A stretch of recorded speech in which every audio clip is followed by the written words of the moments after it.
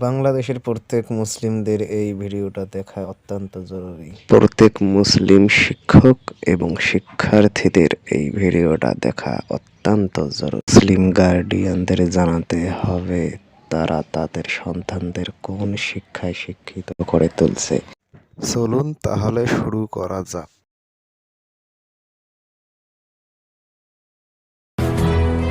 দর্শক, বানর থেকে মানুষ নাকি মানুষ থেকে বানর? ডারউইন বলেছিলেন বানর থেকে মানুষের উৎপত্তি হয়েছে। আমি বলছি মানুষ থেকে বানরের জন্ম। তাহলে সত্য কোনটা?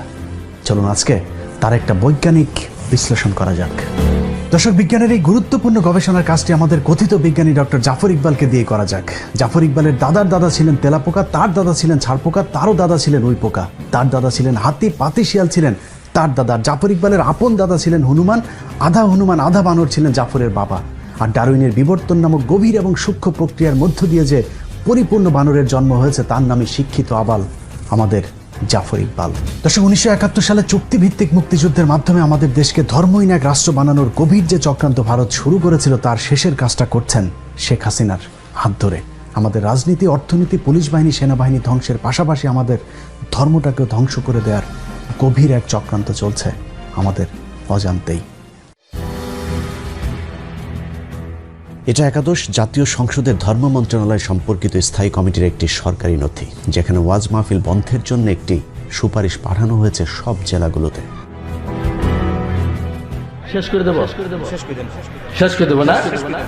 সব জেলাতে সুপারিশ পালিত না হলেও যেসব জেলাতে উগ্রপন্থী ভারতীয় দালালেরা প্রশাসনে আছেন সেখানে ঠিকই বাস্তবায়িত হয়েছে।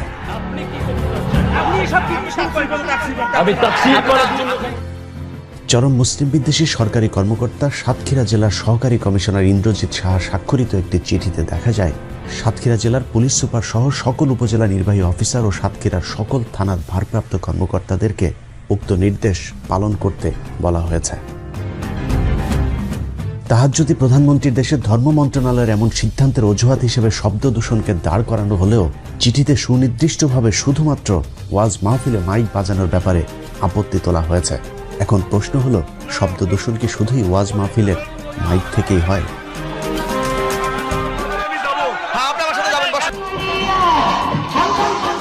15 আগস্টে বিশিষ্ট মুক্তিযোদ্ধা ও সেনাবাহিনীর সম্মিলিত বিদ্রোহে নিহত শেখ মুজিবের পরিবারের সদস্যদের জন্য দোয়া ও মোনাজাত চলছে। যাই হোক, আওয়ামী লীগের ধর্ম আলাদা, তাদের নবীও আলাদা। যৌক্তিক কারণে তাদের মোনাজাতের ধরনও আলাদা হবে, সেটাই স্বাভাবিক। কিন্তু সমস্যা হলো এখানেও তো উচ্চ শব্দে মাইক বাজানো হয়েছে, সেটা নিয়ে তো কোনো সমস্যা হয়নি।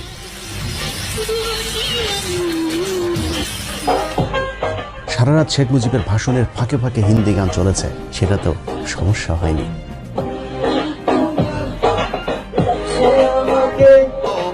সমস্যা হয়নি বাংলাদেশের ভেতরে ভারতীয় জাতীয় সঙ্গীত বাজানোতেও। যত সমস্যা বেঁধেছে শীতের কয়টা দিন আল্লাহর কোরআনের মাহফিলকে কেন্দ্র করে।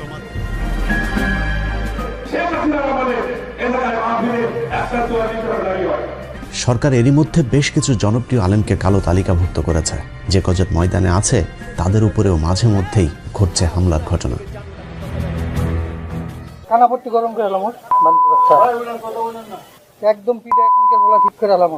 মাঠে ময়দানে কোরআনের আলোচনার পাশাপাশি মসজিদগুলোতেও হামলা শুরু করেছে নব্য ভারতীয় রাজাকার আওয়ামী সন্ত্রাসীরা।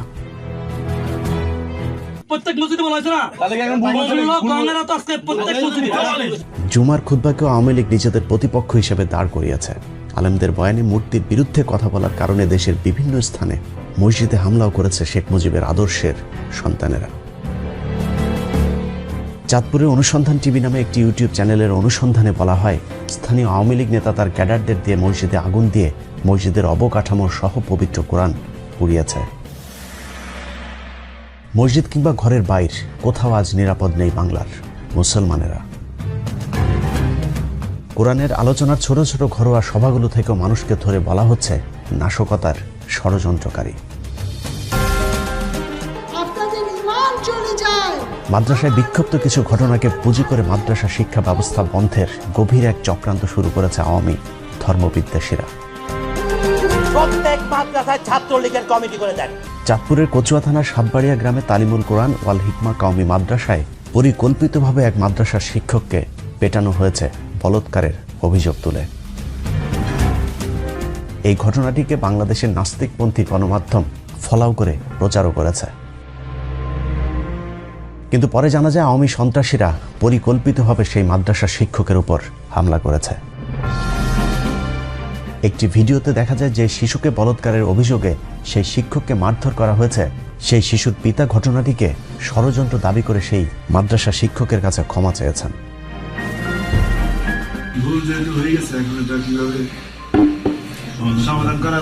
এসব সাজানো নাটককে গণমাধ্যম ফলাও করে প্রচার করলেও ঘটনার ভেতরের ঘটনা যখন ফাঁস হয় তখন গণমাধ্যম চুপ থাকে। এভাবে আয়ামে জাহিলিয়াতের চাইতে ভয়ঙ্কর হয়ে উঠেছে গত 1 বছরের আওয়ামী জাহিলিয়াতের যুগ। দর্শক, এসব তো আমাদের চোখের সামনেই ঘটছে, এর বাইরেও এমন অনেক কিছুই ঘটছে যার কোনো কিছুই আমরা জানি না। না জানার কারণেই অজানা এক অন্ধকারের দিকে ধাবিত হচ্ছে আমরা, আমাদের দেশ, ধর্ম, সেই সাথে আমাদের ভবিষ্যৎ প্রজন্ম। বাংলাদেশ থেকে ইসলামকে ধ্বংস করে দেওয়ার চক্রান্তের অংশ হিসেবে বাংলাদেশের শিক্ষা ব্যবস্থায় নাস্তিক্যবাদ প্রতিষ্ঠার লক্ষ্যে 2013 সালে প্রফেসর মোহাম্মদ মোস্তফা কামাল উদ্দিনকে সরিয়ে ভারতীয় এজেন্ট নারায়ণচন্দ্র সাহাকে জাতীয় শিক্ষাক্রম ও পাঠ্যপুস্তক বোর্ডের চেয়ারম্যান নিযুক্ত করা হয়। আর বোর্ডের সম্পাদনার দায়িত্বে আছেন ডাক্তার সৌমিত্র চক্রবর্তী, তার সাথে আছেন মেড ইন ইন্ডিয়ান মাল জাফর ইকবাল। ভারতীয় 3 দালাল মিলেই বাংলাদেশের শিক্ষার্থীদের চরম কৌশলে মগজ ধুলাই করে ইসলাম বিদ্বেষী বানানোর এজেন্ডা বাস্তবায়ন শুরু করেছে। শিক্ষার নামে কুশিক্ষা দিয়ে কিভাবে শিক্ষার্থীদের মগজ ধুলাই করা হচ্ছে সেটা একটু দেখা যাক। 2014 সাল থেকে নবম দশম শ্রেণীর সাধারণ বিজ্ঞান, জীববিজ্ঞান থেকে শুরু করে একাদশ দ্বাদশ অনার্স পর্যন্ত নতুন একটি অধ্যায় চালু করা হয়েছে, যে অধ্যায়ে ডারউইনের বিবর্তনবাদ শিক্ষা দেওয়া হচ্ছে। এই অধ্যায়ের মূল বিষয় হলো মানুষ একসময় বানর, শিম্পাঞ্জি থেকে বনমানুষ হয়ে তারপর সেখান থেকে আধুনিক মানুষে রূপ নিয়েছে। এই আজগুবি কথা আমরা দীর্ঘদিন ধরে শুনে আসলেও এবার কৌশলে সেটাকে বৈজ্ঞানিক সত্য হিসেবে প্রতিষ্ঠিত করবার চেষ্টা চলছে। নবম দশম শ্রেণীর সাধারণ বিজ্ঞান বইয়ের 100 নম্বর পৃষ্ঠায় পৃথিবী উৎপত্তির এক কাল্পনিক ধারণা দেওয়া হয়েছে। সেই পৃষ্ঠায় বলা হয়েছে খ্রিস্টপূর্ব 4র্থ শতাব্দীতে গ্রিক দার্শনিক অ্যারিস্টটল প্রমাণ করেন যে জীবজগতের বিভিন্ন জীবের ভেতর এক শ্রেণীর জীব অন্য শ্রেণীর জীব হতে অপেক্ষাকৃত উন্নত, এবং জীবগুলো তাদের পূর্বপুরুষ থেকে উৎপত্তি লাভ করে বিবর্তন বা অভিব্যক্তির মাধ্যমে ক্রমাগত পরিবর্তিত ও রূপান্তরিত হয়ে বর্তমান রূপ ধারণ করেছে। বিবর্তন একটি মন্থর এবং চলমান প্রক্রিয়া, এবং এই প্রক্রিয়ার মাধ্যমে গঠনগত সরল জীবন থেকে জটিল জীবনের উৎপত্তি ঘটেছে। বইয়ের 101 নম্বর পৃষ্ঠায় উল্কা পিণ্ড থেকে তারপর তাপ বিকিরণের মধ্য দিয়ে মেঘ, তারপর সমুদ্র, সেখান থেকে প্রাণী উদ্ভিদ জগতের আজগুবি উদ্ভবের এক বর্ণনা দেওয়া হয়েছে।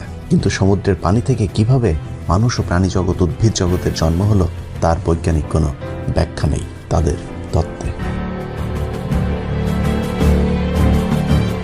বইয়ের পরের পৃষ্ঠা অর্থাৎ 101 নম্বর পৃষ্ঠায় উল্কা পিণ্ড থেকে জন্ম নেওয়া পৃথিবীতে কিভাবে মানুষের জন্ম হলো সেটারও এক অদ্ভুত চিত্র আঁকা হয়েছে। সেখানে দেখানো হয়েছে carbon die oxide, nitrogen, hydrogen, methane, ammonia, জলীয় বাষ্প, অ্যামাইনো অ্যাসিড, সেখান থেকে নিউক্লিক অ্যাসিড, প্রোটিন, নিউক্লিয় প্রোটিন, প্রোটোভাইরাস, ভাইরাস, ব্যাকটেরিয়া, সেখান থেকে প্রোটোজোয়া, তারপর বহুকোষী জীব, আর সেখান থেকেই উদ্ভিদ আর প্রাণীর জন্ম হয়েছে। বিবর্তনবাদের পক্ষে যুক্তি দেখাতে গিয়ে বইয়ের 103 নম্বর পৃষ্ঠায় কয়েকটি পশু পাখির সাথে মানুষের অস্থির তুলনা করে বলা হয়েছে বিবর্তনের মাধ্যমে এদের আকৃতির পরিবর্তন ঘটলেও এরা সবই এক জাত। কথিত বিবর্তনবাদের মাধ্যমে যে বিষয়টি শিক্ষার্থীদের শেখানোর চেষ্টা করা হচ্ছে তা হলো বানর কিংবা শিম্পাঞ্জি থেকে মানুষের জন্ম হয়েছে। প্রসঙ্গতই শিক্ষার্থীদের মনে প্রশ্ন আসতে পারে, তাহলে বানর বা শিম্পাঞ্জির মতো মানুষের লেজ কেন নেই? সে বিষয়টি পরিষ্কার করতে বইয়ের 104 নম্বর পৃষ্ঠায় একটি চিত্র এঁকে বোঝানো হয়েছে বাহ্যিকভাবে মানুষের লেজ না থাকলেও মেরুদণ্ডের শেষ প্রান্তে কক্সিক্স নামক একটি অঙ্গ বা লেজ আছে। জাফর ইকবাল, শাহরিয়ার কবির, মুনতাসির মামুনদের প্যান্ট খুলে চেক করলে হয়তো সেটার অংশবিশেষ পেলে পাওয়াও যেতে পারে। কোমলমতি শিক্ষার্থীদের কত বড় ডাহা মিথ্যা শিক্ষা দেওয়া হচ্ছে তা প্রমাণ বইয়ের 112 নম্বর পৃষ্ঠায়, যেখানে বলা হয়েছে পৃথিবীর সকল বিজ্ঞানীদের নিয়ে নাকি একটি জরিপ করা হয়েছিল। সেই জরিপে বিজ্ঞানীদের প্রশ্ন করা হয়েছিল পৃথিবীর এই পর্যন্ত যত বৈজ্ঞানিক তত্ত্ব বের হয়েছে তার মধ্যে সর্বশ্রেষ্ঠ তত্ত্ব কোনটি। সব বিজ্ঞানী নাকি বলেছেন সর্বশ্রেষ্ঠ তত্ত্ব ডারউইনের বিবর্তন তত্ত্ব। একই ভৌতিক দাবি কথিত বিজ্ঞান মনস্ক লেখক জাফর ইকবাল নিজেও প্রচার করে চলেছেন। পৃথিবীর সমস্ত সায়েন্টিস্ট মিলে ঠিক করেছেন যে ডারউইনের বিবর্তনের যে থিওরি সেটা হচ্ছে যে পৃথিবীর সবচেয়ে গুরুত্বপূর্ণ সায়েন্টিফিক থিওরি। জাফর ইকবালের এই তথ্য কত বড় ধোঁকাবাজি তার প্রমাণ নিউ ইয়র্ক টাইমসের 2016 সালের 21শে ফেব্রুয়ারি পত্রিকার একটি প্রতিবেদন, যেখানে 514 জন বিজ্ঞানী ডারউইনের বিবর্তন মতবাদের বিরুদ্ধে একটি পিটিশনে স্বাক্ষর করবার খবর ছাপা হয়েছে।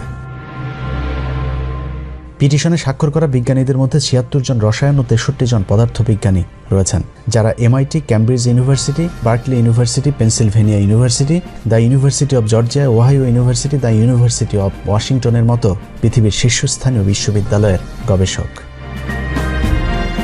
একাদশ দ্বাদশ শ্রেণী জীববিজ্ঞান বইয়ের সবচেয়ে ডাহা মিথ্যা তথ্যটি 278 নম্বর পৃষ্ঠায়, যেখানে বলা হয়েছে বিবর্তন যে শুধু প্রাকৃতির কোলেই ঘটে তা নয়, গবেষণাগারে পরীক্ষামূলকভাবে নাকি বিবর্তন ঘটানো সম্ভব হয়েছে, আর এটিকেই তারা বলছে বিবর্তনের বাস্তবতার প্রমাণ। বিবর্তনের বিপক্ষে এখন পর্যন্ত কোনো বৈজ্ঞানিক প্রমাণ খুঁজে পাওয়া যায়নি। জীবজগৎ সম্পর্কে আমাদের জ্ঞান যতই সমৃদ্ধ হচ্ছে, বিবর্তনকে অস্বীকার করা ততই অসম্ভব নাকি হয়ে পড়ছে। অথচ বাংলাদেশের পাঠ্যপুস্তকের দাবি অনুযায়ী পৃথিবীর কোনো বিজ্ঞানী আজ পর্যন্ত তাদের গবেষণাগারে বানর থেকে মানুষ রূপান্তর তো দূরের কথা, বানর থেকে একটি ক্ষুদ্র পিঁপড়াও তৈরি করে দেখাতে পারেনি। তবে বিজ্ঞানীরা মাইক্রো এভলিউশন প্রমাণ করতে পেরেছেন, যেমন ছোট গরুর জাত থেকে বড় গরুর জাতে রূপান্তর, কিংবা বড় আম গাছকে ছোট গাছে রূপান্তর। কিন্তু ছোট গরু থেকে বড় ছাগল কিংবা বড় ছাগল থেকে বড় ঘোড়ার রূপান্তরের চিন্তাও এখন পর্যন্ত বিজ্ঞানীরা করতে পারেনি। অথচ বাংলাদেশের কথিত বিজ্ঞানী ডক্টর জাফর ইকবালরা সেই মাইক্রো এভলিউশন বা বিবর্তনকে ম্যাক্রো এভলিউশন হিসাবে পাঠ্য বইয়ে শিক্ষার্থীদের পড়াচ্ছে। এত কিছুর পরেও যদি কিন্তু সম্ভবত হতেও পারে ধারণা করা হয়, এরকম হাস্যকর অনেক কৌতুকে ভরপুর বর্তমান মাধ্যমিক, উচ্চ মাধ্যমিকের বিজ্ঞান শিক্ষার বইগুলো, যা বিজ্ঞানের সাথে পুরোপুরি সাংঘর্ষিক। নবম দশম শ্রেণীর জীববিজ্ঞান বইয়ের দ্বাদশ অধ্যায়ে জীবের বংশগতি ও বিবর্তন বোঝাতে গিয়ে শিম্পাঞ্জি, ওরাংওটাং ও ম্যাকক বানরের সাথে মানুষের মাথার খুলির একটি চিত্র আঁকা হয়েছে, যেখানে শিক্ষার্থীদের পড়ানো হচ্ছে জীবজগতের মধ্যে বিভিন্ন শ্রেণী বর্তমান এবং তারা তাদের পূর্বপুরুষ থেকে উদ্ভূত হয়ে বিবর্তন বা ক্রমবিকাশের মাধ্যমে ক্রমাগত পরিবর্তিত রূপান্তরিত হয়ে বর্তমান রূপ ধারণ করেছে। তার মানে কুকুর বানরের মতো মানুষও কোনো একটা প্রাণী থেকে জন্ম নিয়ে আজকের এই রূপ ধারণ করেছে। জীববিজ্ঞান বইয়ের 272 নম্বর পৃষ্ঠায় একটি চিত্র এঁকে দেখানোর চেষ্টা করা হয়েছে কিভাবে হাঁস, পাখি, মাছ, গাছের মতো একইভাবে ব্যাকটেরিয়া থেকে মানুষের উৎপত্তি হয়েছে। একাদশ দ্বাদশ শ্রেণীর জীববিজ্ঞান দ্বিতীয় পত্রের 471 নম্বর পৃষ্ঠায় জিন তত্ত্ব বিবর্তন বোঝাতে গিয়ে সমবৃত্তীয় অঙ্গের একটি সংজ্ঞা দেওয়া হয়েছে, যেখানে বলা হয়েছে যেসব অঙ্গ কার্যতভাবে একই ধরনের কিন্তু উৎপত্তি ও গঠনগতভাবে পৃথক তাদেরকে সমবৃত্তীয় অঙ্গ বলে। যেমন পতঙ্গ, পাখি ও বাদুড়ের ডানা, মৌমাছি ও কাঁকড়া বিছার হাল, মাছের পাখনা ও তিমি মাছের ফ্লিপার, অক্টোপাসের চোখ ও মানুষের চোখ ইত্যাদি। অর্থাৎ ঘুরে ফিরে কথা একটাই, সেটা হলো মানুষ এবং অন্যান্য প্রাণীর মধ্যে কোনো পার্থক্য নেই, সবার উৎপত্তি একই জায়গা থেকে হয়েছে। একই পৃষ্ঠায় বলা হয়েছে মানুষের দেহে 100টি নিষ্ক্রিয় অঙ্গ আছে, যেগুলো নাকি মানুষের পূর্বপুরুষদের ক্ষেত্রে সক্রিয় ছিল, এখন তা নিষ্ক্রিয় এবং বিবর্তনের সাথে সাথে কোনো এক সময় সেগুলো বিলুপ্ত হতেও পারে। অথচ আধুনিক চিকিৎসা বিজ্ঞানও আজ পর্যন্ত মানবদেহের কোনো অঙ্গকেই অপ্রয়োজনীয় মনে করার দাবি করেনি। বইয়ের 473 নম্বর পৃষ্ঠায় শরীরবৃত্তীয় প্রমাণের অধ্যায়ে একেবারে বৈজ্ঞানিকভাবে প্রমাণ করা হয়েছে মানুষের আদি পিতা বানর। নারায়ণচন্দ্র আর জাফর ইকবালেরা তাদের বইতে লিখেছেন, বানর, নরবানর ও মানুষের শরীরে ট্রিপসিন পরীক্ষা করলে দেখা যায় এদের রাসায়নিক উপাদান ও কর্মপদ্ধতি একই রকম। বানরের রক্তের সাথে গ্লাসিয়াল অ্যাসিটিক অ্যাসিড মিশ্রিত করে উত্তপ্ত করলে স্ফটিক আকারে পরিণত হয়। এই স্ফটিকগুলোকে হিমোগ্লোবিন স্ফটিক বলা হয়। দেখা গেছে মানুষের হিমোগ্লোবিন স্ফটিকের আকার হুবহু দেখতে বানরের হিমোগ্লোবিন স্ফটিকের মতোই। ঘোড়া ও কুকুরের হিমোগ্লোবিন স্ফটিকের আকার আবার ভিন্ন। এতে প্রমাণিত হয় যে মানুষ ও বানর নিকট আত্মীয়। বানরের পূর্বপুরুষ থেকে ক্রমবিকাশের মাধ্যমে মানুষের সৃষ্টি হয়েছে। তার মানে মানুষের আদি পিতা বানর। ডিগ্রি দ্বিতীয় বর্ষের প্রাণীবিজ্ঞানে ল্যামার্কিজম ও ডারউইনবাদের পূর্ণাঙ্গ আলোচনা করা হয়েছে। এই অধ্যায়ে বিবর্তনের মাইক্রো, ম্যাক্রো ও মেগা এই 3টি ধাপ সংযোজন করা হয়েছে। এই অধ্যায়ে গ্রেগরির মানুষ উদ্ভাবনের তত্ত্বটি আলোচনা করা হয়েছে, যেখানে বলা হয়েছে মানুষ যে বংশ থেকে উৎপন্ন হয়েছে তা সম্ভবত ছিল বড় মস্তিষ্ক বিশিষ্ট অ্যানথ্রোপয়েড বা নরবানর। এরা দেখতে অনেকটা শিম্পাঞ্জি ও গেরিলা দলের মতো ছিল, অর্থাৎ এখানেও বানর, গেরিলা, শিম্পাঞ্জি থেকে মানুষের উদ্ভবের কথা বলা হয়েছে। মানুষের আগের জাতের চেয়ে বর্তমান জাতের মাঝে কিছু পরিবর্তন বা বিবর্তনের কথা বলা হয়েছে। সেগুলি হলো, আগে মানুষ খাড়া হয়ে চলতে পারত না, হাত পা লম্বায় সমান ছিল, অর্থাৎ মানুষও বানরের মতোই 4 হাত পায়ে ভর দিয়ে হাঁটত। চেয়াল ও দাঁতের আকার এখনকার চেয়ে অনেক বড় ছিল। থুতনি, করোটা ও মস্তিষ্কের আকৃতিরও পরিবর্তনের কথা উল্লেখ করা হয়েছে এই অধ্যায়টিতে। অনার্স দ্বিতীয় বর্ষের সমাজবিজ্ঞান বইটি পড়লে স্পষ্ট হয়ে যাবে ডারউইন ও তার অনুসারীদের মূল উদ্দেশ্যই হল পৃথিবীকে ধর্মহীন করা। বইটির 269 থেকে 278 পৃষ্ঠাগুলোতে ধর্মের সংজ্ঞা ও উৎপত্তি বর্ণনা করতে গিয়ে সরাসরি ধর্মকে আক্রমণ করা হয়েছে।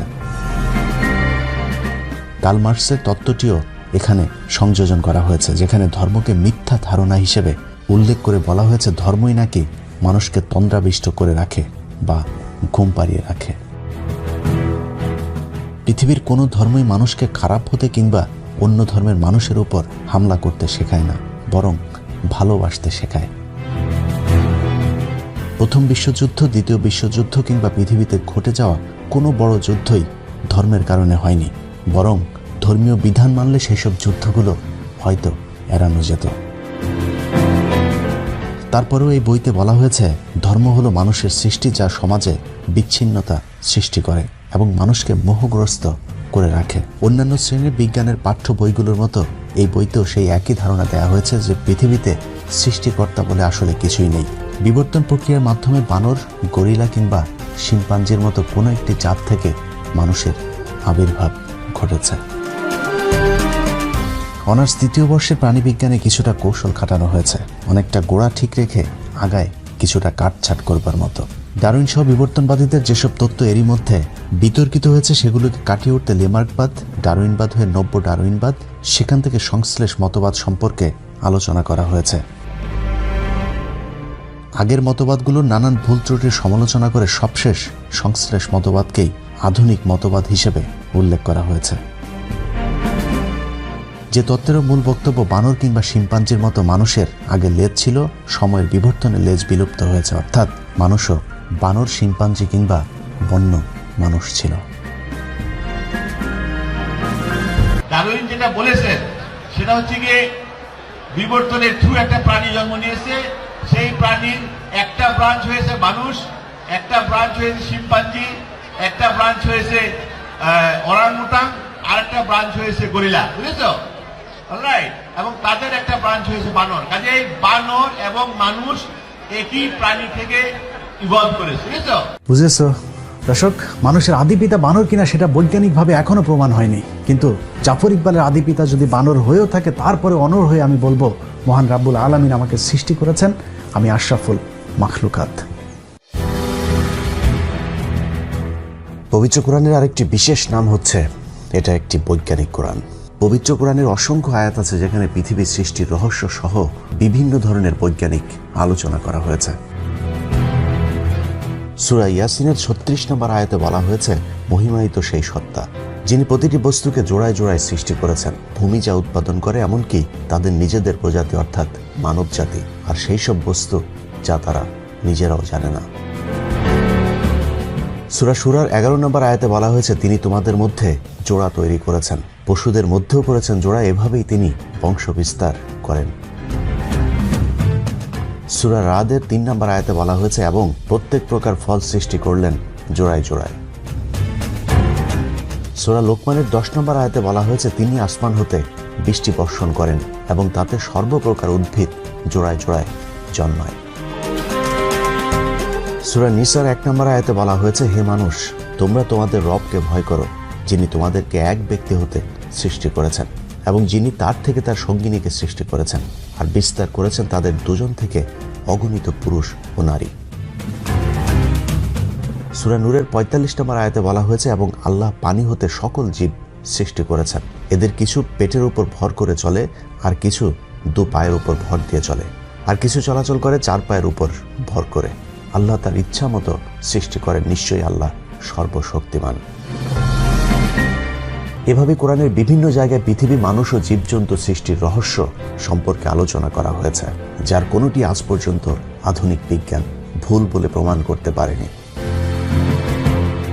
যেগুলো নিয়ে এখনো বিতর্ক আছে কিংবা যেগুলো এখনো অনাবিষ্কৃত আছে, সেটাও আমাদের মানুষের ব্যর্থতা, কোরআনের নয়। একজন মুসলমান হিসাবে বিজ্ঞানের কোনো আবিষ্কার যদি কোরআনের বিরুদ্ধেও যায়, তাহলেও মনে রাখতে হবে, ভুল যদি করে থাকে বিজ্ঞান করছে, কোরআন নয়। কারণ বিজ্ঞানের এমন অনেক আবিষ্কারই আছে যেটা কালের বিবর্তনে মিথ্যা বলে প্রমাণিত হয়েছে, কিন্তু ১৪,০০০ বছর আগের কোরআনের একটি শব্দ আজ পর্যন্ত ভুল বলে প্রমাণ হয়নি। দর্শক, তার মানে বিবর্তনবাদ নামের বিতর্কিত তত্ত্ব যদি সত্য হয়, তাহলে অসত্য প্রমাণিত হবে কোরআনের অন্তত হাফ ডজন আয়াত।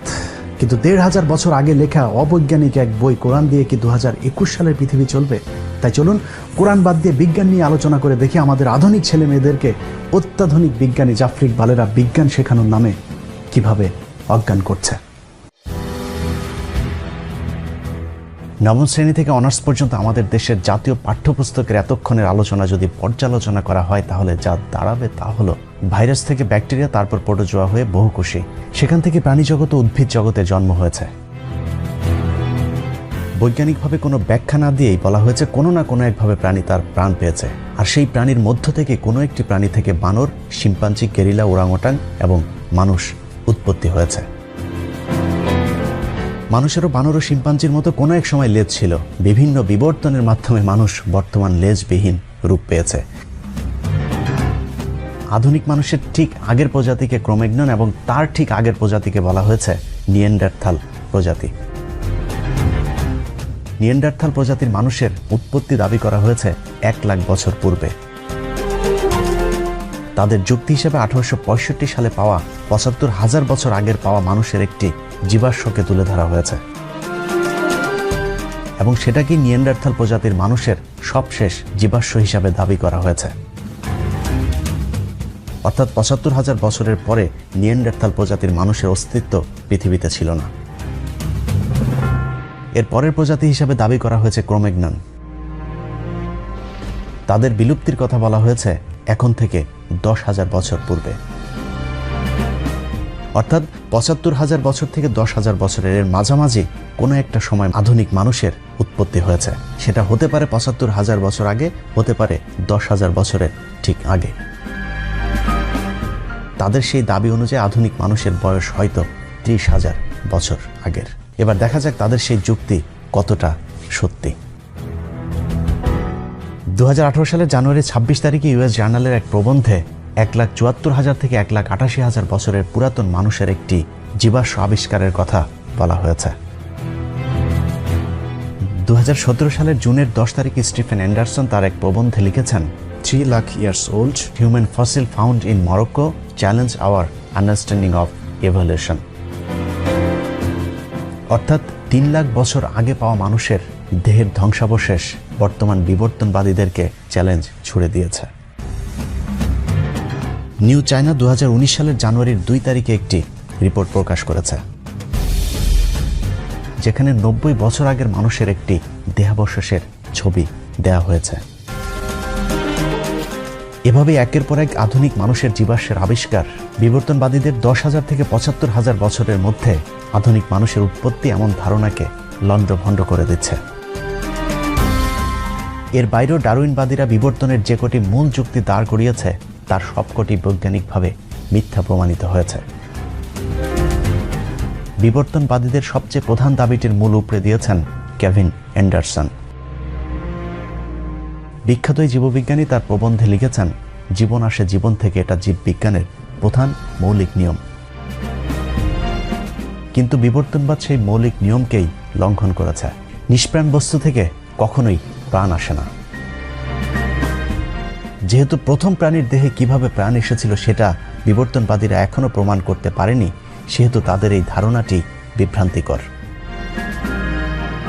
কেভিন অ্যান্ডারসন চ্যালেঞ্জ ছুড়ে বলেছেন, আমি পৃথিবীর সকল বিজ্ঞানীদেরকে প্রাণীর দেহের সকল অণু যেমন শর্করা, অ্যামাইনো অ্যাসিড, লিপিড এ সব কিছু দিয়ে বলবো তারা যেন গবেষণায় একটি প্রাণ তৈরি করে দেখান। এখন পর্যন্ত সমসাময়িক জেনেটিক্স, কোষ জীববিজ্ঞান, ইপিজেনেটিক, আণবিক জীববিজ্ঞান ও জৈব রসায়নবিদদের গবেষণায় লাখ লাখ ডলার খরচ করে প্রাণের উৎপত্তির যে গবেষণা চালানো হচ্ছে তার ফলাফল এখনো শূন্য।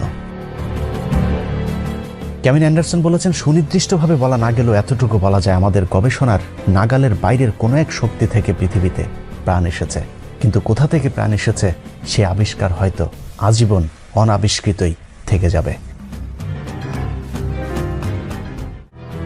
টাইমস ম্যাগাজিনের এক জরিপে দেখা গেছে মার্কিন যুক্তরাষ্ট্রের 30,000-এরও কিছু বেশি সংখ্যক কলেজ শাখার বিজ্ঞান শিক্ষক ডারউইনের এই মতবাদকে বিশ্বাস করেন না। হার্ভার্ড বিশ্ববিদ্যালয়ের গবেষণায় অংশ নিয়ে যুক্তরাষ্ট্রের 1 লাখ শিক্ষক বলেছেন, বাইবেলের ইন্টেলিজেন্ট ডিজাইন তত্ত্ব ডারউইনের বিবর্তন তত্ত্বের গুরুতর বৈজ্ঞানিক বিকল্প। 5,70,000 মার্কিন চিকিৎসক দাবি করেছে কোনো এক ঐশ্বরিক শক্তির অলৌকিক সৃষ্টি মানুষ। দেশটির 60% চিকিৎসক ডারউইনের মতবাদকে সরাসরি প্রত্যাখ্যান করেছেন।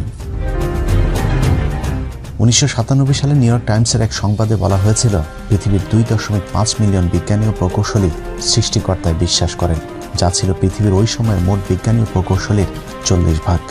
2017 সালে এই সংখ্যা দাঁড়ায় 6.2 মিলিয়ন।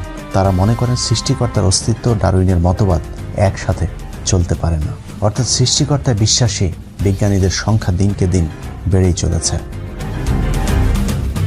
ডারউইনের আগেও পরে অনেক বিজ্ঞানী যাদেরকে পদার্থবিজ্ঞানের জনক বলা হয় তাদের বেশিরভাগই স্রষ্টায় বিশ্বাস করেন এবং তারা প্রাকৃতিকভাবে মানুষের উৎপত্তির এই তত্ত্ব অস্বীকার করেছেন, যাদের মধ্যে উল্লেখযোগ্য Copernicus, Bacon, Kepler, Galileo, Harvey, Boyle, Huygens, Newton, Linnaeus, Cuvier, Dalton, Faraday, Pasteur, Joule, Kelvin, Lister and Carver. অক্সফোর্ডের জেনেটিক্স ডিপার্টমেন্টাল অব পলিশ একাডেমির বিজ্ঞানী ম্যাসিজ গ্যারটিক বলেছেন, মার্ক্সবাদী ক্যাথলিক দার্শনিকেরা ডারউইনবাদকে রক্ষা করার মিশনে নেমেছে। প্ল্যান্ট জেনেটিস্ট জন স্যানফোর্ড বলেছেন, ডারউইনের বিবর্তনবাদ কোনো বিজ্ঞান নয়, এটা একটা রাজনৈতিক দর্শন। অতি সম্প্রতি অক্সফোর্ডের জীববিজ্ঞানের অধ্যাপক ডক্টর ড্যানিশ নোবেল কাটছাঁট করা নব্য ডারউইনবাদকেও অস্বীকার করেছেন। যুক্তরাষ্ট্রের ডালাসে দ্য ইনস্টিটিউট ফর ক্রিয়েশন রিসার্চের বিজ্ঞানীরা ডারউইনবাদের মতবাদকে নাস্তিক তৈরির তত্ত্ব হিসাবে আখ্যা দিয়েছেন। তাদের মতো এটি একটি রাজনৈতিক মতবাদ যা মানুষকে ধর্মহীন করে যৌনতা, সমকামিতা সহ নানা অপরাধের দিকে ধাবিত করছে। ধর্মের নানান ভালো বিধিনিষেধ আছে, কিন্তু নাস্তিকবাদের মধ্যে সমাজকে ভালো কিছুই দেয়ার নেই। কিন্তু বর্তমান পৃথিবীতে বৈজ্ঞানিকভাবে এগিয়ে থাকা প্রতিটি দেশ ডারউইনের মিথ্যাই বিবর্তনবাদকে তাদের পাঠ্য তালিকা থেকে বাদ দিয়ে দিয়েছে। খোদ মার্কিন যুক্তরাষ্ট্রের ফ্লোরিডা, ইলিয়ন, কানেকটি, মিসিসিপি, ওকাহামা এই 5টি অঙ্গরাজ্যে বিবর্তনবাদকে 2004 সাল থেকে তাদের পাঠ্য বইয়ে নিষিদ্ধ করেছে। আরও 3টি অঙ্গরাজ্যে বিবর্তনবাদের বিরুদ্ধে মামলা আদালতে চলমান। বর্তমান পৃথিবীকে জ্ঞান বিজ্ঞানে নেতৃত্ব দেয় ইহুদিদের দেশ ইসরায়েলে বিবর্তনবাদ সংশোধন করা হয়েছে। বিজ্ঞানে এগিয়ে যাওয়া আরেক দেশ তুরস্কে বিবর্তনবাদ পড়ানো একেবারে নিষিদ্ধ। প্রেসিডেন্ট এরদোয়ান বলেছেন, এসব মিথ্যা তত্ত্ব শিক্ষা দেওয়ার পরিবর্তে আমাদের শিশুদের প্রয়োজনীয় বিজ্ঞান শিক্ষা দেওয়া উচিত। দক্ষিণ কোরিয়া সেদেশে বিবর্তনবাদ সিদ্ধান্তের চূড়ান্ত অনুমোদন উপস্থাপন করেছেন। রোমানিয়া 2006 সাল থেকে রাষ্ট্রীয়ভাবে সেদেশে বিবর্তনবাদ পড়ানো নিষিদ্ধ ঘোষণা করেছে। এছাড়াও সৌদি আরবেও বিবর্তনবাদ শিক্ষা দেয়া নিষিদ্ধ। নারায়ণচন্দ্র সাহা, জাফর ইকবালদের আদি পিতার দেশ ভারতে বিবর্তনবাদ শিক্ষা বাতিলের দাবি করেছে সেদেশের বর্তমান জুনিয়র শিক্ষামন্ত্রী সত্যপাল। এনডিটিভির বরাত দিয়ে সমকাল পত্রিকা 2018 সালের 22 জানুয়ারি একটি খবর ছেপেছে। সেই খবরে প্রকৃতি বিজ্ঞানী চার্লস রবার্ট ডারউইনের বিবর্তনবাদ তত্ত্ব বৈজ্ঞানিকভাবে ভুল দাবি করেছেন সত্যপাল সিং। তাই স্কুল কলেজের টেক্সট বুক থেকে সেই সূত্রটি সরানো প্রয়োজন বলে মন্তব্য করেছেন এই প্রভাবশালী মন্ত্রী। আমাদের স্কুল কলেজের টেক্সট বুক থেকে এই সূত্রটি সরানো প্রয়োজন মন্তব্য করে তিনি আরও বলেন, আমাদের পূর্বপুরুষেরা কোথাও উল্লেখ করেননি যে তারা একটি বন্য মানুষকে মনুষ্য সন্তানে রূপান্তর হতে দেখেছে। দর্শক, বিজ্ঞানের নামে মিথ্যা তথ্য দিয়ে যে অসত্য তথ্য আমাদের শিশুদেরকে শেখানো হচ্ছে, তাদের দেখানো পথে যদি ভবিষ্যৎ প্রজন্ম চলতে থাকে তাহলে বলতেই হয় আগামী 10 বছরের মধ্যে এদেশের ধর্মের প্রতি বিশ্বাস করা মানুষ খুঁজে পাওয়া অবিশ্বাস্য হয়ে যাবে।